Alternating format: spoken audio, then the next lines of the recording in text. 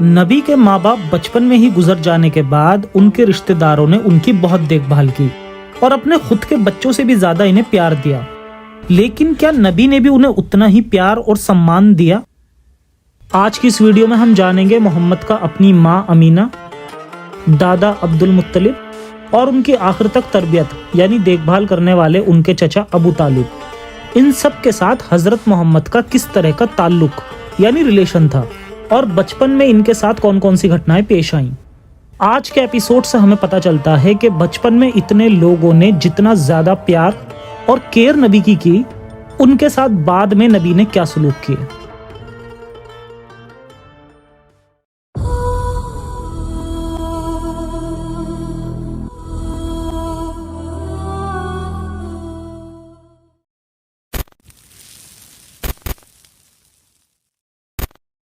یہ ایک atheist channel ہے جو اسلام کی سچائی مسلم لوگوں تک پہنچا کر انہیں ہیومینسٹ اور ریشنلسٹ بنانے کی کوشش کرتا ہے۔ ہمارا مقصد مسلم لوگوں کے پرتی کسی طرح کی نفرت پھیلانا یا انہیں نیچے دکھانا نہیں ہے۔ دا محمد، جس کے پچھلے ایپیسوڈ میں ہم نے دیکھا کہ محمد نے اپنی زندگی کے شروعاتی 4 سال اپنے سگے رشتہ داروں اور اپنے قبیلے کے لوگوں سے دور رہ کر بتائے تھے۔ پھر 4 سال کے بعد جب ان کی عمر 4 سال کی ہو گئی تھی، تب محمد کو آخرکار ان کی اصل ماں کے پاس واپس پہنچا دیا گیا، یعنی حضرت امینہ کے پاس۔ اور پھر اس کے بعد محمد صاحب اپنے اصل پریوار والوں کے ساتھ رہنے لگے۔ مگر یہ خوشی بھی محمد کے لیے زیادہ وقت تک نہیں رہی، کیونکہ پھر کچھ ہی وقت بعد ان کی سگی ماں امینہ اور ان کے دادا بھی دنیا سے رخصت ہو گئے اور محمد پہلے کی طرح ایک بار پھر اناتھ ہو گئے۔ سیرت ابن ہشام میں لکھا ہے، جب حضرت محمد کی عمر 6 سال کی ہوئی تب ان کی والدہ امینہ کا انتقال ہو گیا۔ اس دوران محمد مدینہ میں اپنے ننیحال والوں سے ملنے اور اپنے باپ کے قبر کی زیارت کرنے آئے تھے، اور جب یہ لوگ مدینہ سے واپس مکہ کی اور جا رہے تھے، اس دوران امینہ کی طبیعت کچھ خراب ہو گئی اور پھر اس سفر میں ہی اس کا وہاں انتقال ہو گیا۔ محمد پوری طرح سے یتیم ہو گئے تھے اور ان کے دادا ان کو لے کر مکہ آ گئے۔ ان کی ماں کے انتقال کے بعد ان کے دادا عبد المطلب محمد کی پرورش کرنے لگے، اور وہ بھی اپنی باقی سگی اولادوں سے بھی زیادہ۔ طبقات میں لکھا ہے، جب رسول کی ماں امینہ انتقال کر گئیں تو محمد صاحب کے دادا عبد المطلب نے ان کو پالا اور ہمیشہ اپنی سگی اولادوں سے بھی زیادہ ان کی دیکھ بھال کرتے اور ہر وقت انہیں اپنے نزدیک ہی رکھتے۔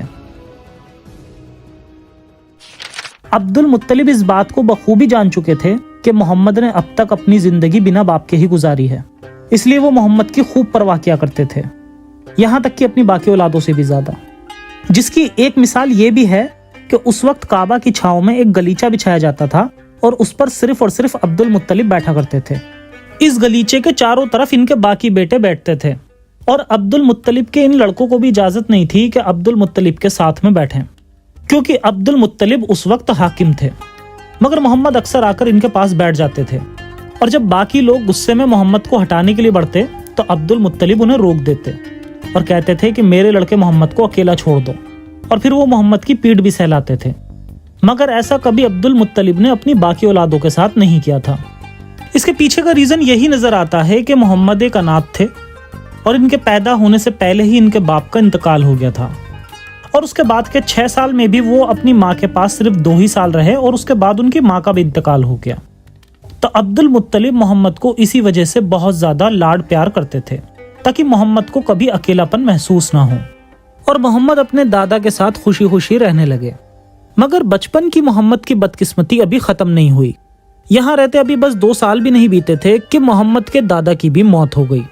جس وقت دادا عبد المطلب کی موت ہوئی اس وقت محمد کی عمر ابھی محض 8 سال کی تھی۔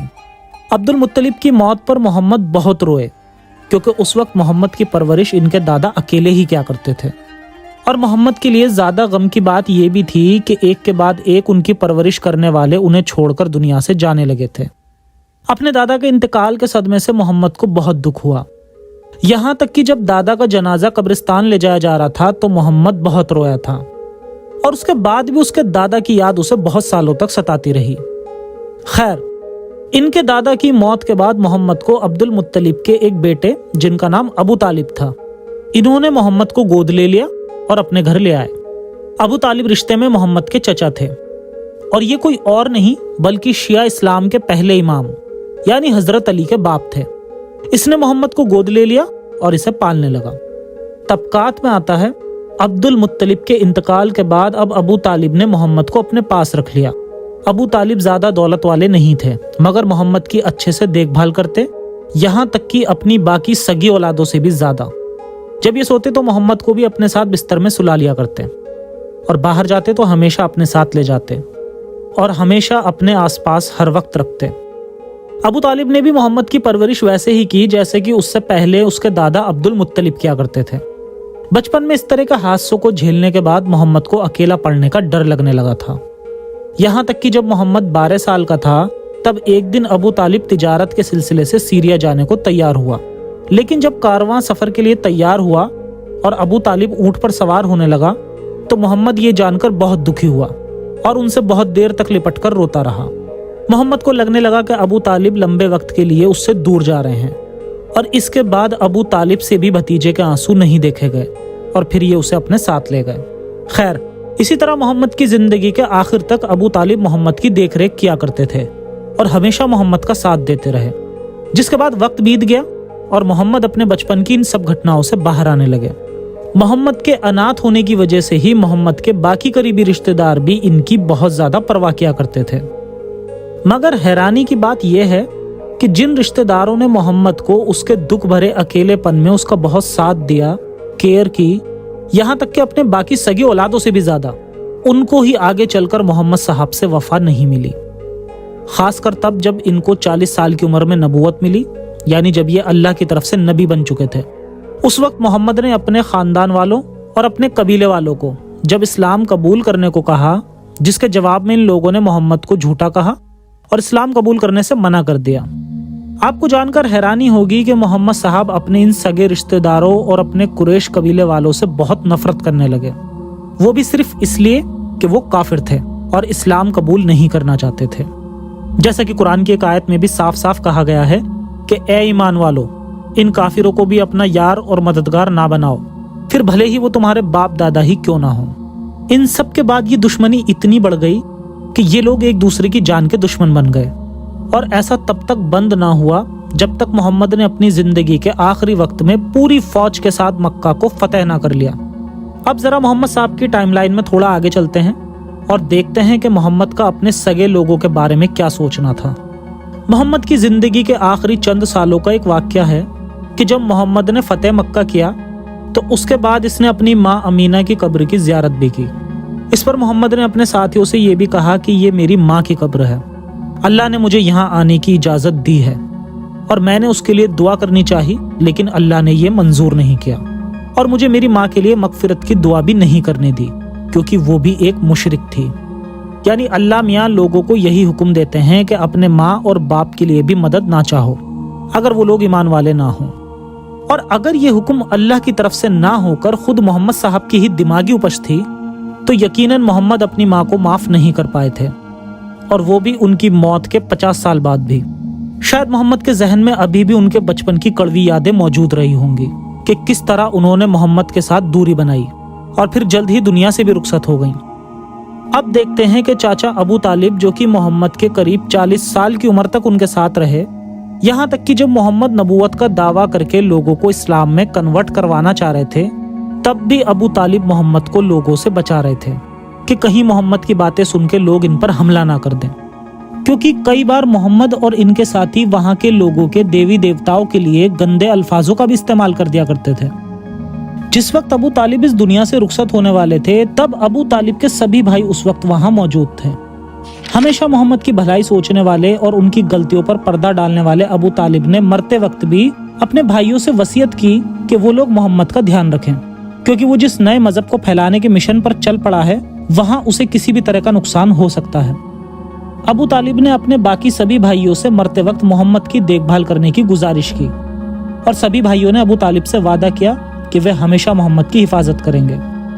जब अबू तालिब अपनी जिंदगी की आखिरी सांसें गिन रहे थे, उस वक्त भी हर बार की तरह मोहम्मद साहब ने अपने चचा अबू तालिब को इस्लाम कबूल करने को कहा और बहुत फोर्स किया कि वो मरते वक्त कलमा पढ़ लें, यानी ये बात कबूल कर लें कि कोई भी खुदा नहीं है सिवाय अल्लाह के और मैं मोहम्मद उसका एक रसूल हूँ। आगे के एपिसोड्स में जानेंगे कि मोहम्मद उन्हें इस्लाम कबूल करवाने का इतना जोर क्यों दे रहे थे।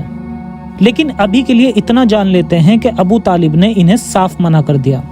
और इसके बाद मोहम्मद को अबू तालिब पर इतना गुस्सा आया कि ये इनके कफन दफन में भी शामिल नहीं हुए। तबकात की एक हदीस में आता है कि अली, जो कि अबू तालिब का बेटा था, वो कहता है कि आपके गुमराह बुढ़ा चाचा मर गया। ये अली हैं, शिया इस्लाम के पहले इमाम, जो अपने बाप के बारे में ऐसी बात कर रहे हैं। खैर, इनकी बात सुनकर मोहम्मद कहते हैं कि जाकर इन्हें दफन कर दो और फिर मुझे इत्तला दे देना। और इसके बाद आइंदा कभी भी मोहम्मद ने अबू तालिब के लिए दुआ नहीं की, क्योंकि अल्लाह ने उन्हें ऐसा करने से मना कर दिया था। इसी तरह मोहम्मद का यही सलूक उनके बाकी रिश्तेदारों के साथ भी रहा। मिसाल के तौर पर जब अबू तालिब मरते वक्त मोहम्मद की देखरेख करने के लिए अपने भाइयों को वसीयत कर रहा था, उस वक्त इन्हीं भाइयों के बीच इस्लाम का होने वाला सबसे बड़ा दुश्मन अबू लहब भी शामिल था। अबू लहब भी मोहम्मद का चाचा था और इसने अबू तालिब से मोहम्मद की देखरेख करने का वादा भी किया, मगर ये वादा लंबे समय तक नहीं चला। मोहम्मद ने अबू लहब और उसकी बीवी, जो कि रिश्ते में मोहम्मद की चाची थी, इन लोगों पर इन्होंने कुरान की आयतों के जरिए लानत भेजी और इनको जहन्नुम में दर्दनाक अजाब की धमकियां भी दी। आखिर क्या वजह बनी कि अबू लहब, जो अपने भतीजे मोहम्मद की बहुत परवाह करता था और जिसने मोहम्मद की पैदाइश की खुशी में अपनी गुलाम बांदी को भी आजाद कर दिया था, आगे चलकर यही शख्स इस्लाम का दुश्मन कैसे बन गया? इस बारे में भी डिटेल से आगे आने वाले एपिसोड्स में बात करेंगे।